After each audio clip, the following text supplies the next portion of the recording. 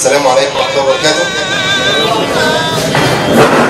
صراحة نريد أن يكون للشعر مكان بإذن الله في المستقبل.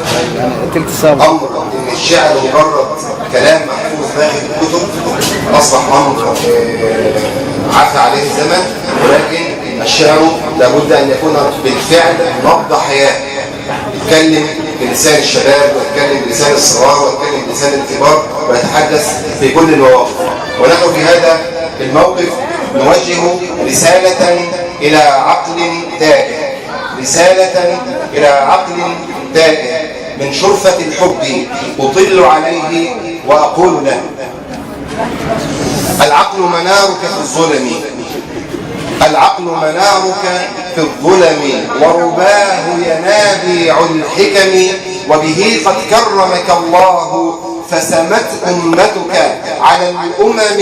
العقل يقودك في رشد من سفح النفس إلى القمم، فاحفظه بصفو بصيرته كي تسلم من دمع الندم. فلئن قادك أعشى يوما أحدا إياك فلا تلمي، هو نعمة ربك فاشكرها ويحك هل تكفر بالنعم.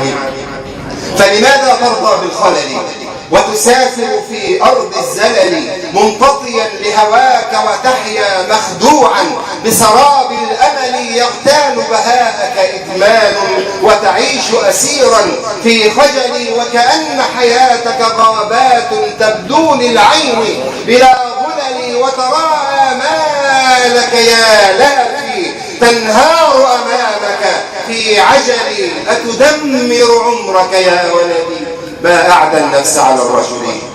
إن قالت انهض للخمر روح لحظات بالسكر، قل سوف أروح عن نفسي لكن بصلاتي وذكري. إن قالت انهض للخمر روح لحظات بالسكر، قل سوف أروح عن نفسي لكن بصلاتي والذكر. أو قالت إنك مغلوب بالهم ومقبول العذر، قل إن فؤادي معتصم بالله ومحتسب أجري ولو أني غيبت بسكري. أو قالت إنك مغلوب بالهم ومقبول العذر، قل إن فؤادي معتصم بالله ومحتسب أجري ولو أني غيبت بسكري، ولو أني غيبت بسكري، فترى من يوقد لي فكري لو جمع الناس لإصلاحي من دوني لن يصلح أمري. فاحفظ ذاتك بالإيمان، فاحفظ ذاتك بالإيمان، لا تسلمها للشيطان، ولتحذر أصحاب السوء مهما خدعوك ببرهان. فالري بأيديهم ظمأ وعطاهم عين الحرمان، ولتعلم أن تجارتهم مكسبها كل الخسران.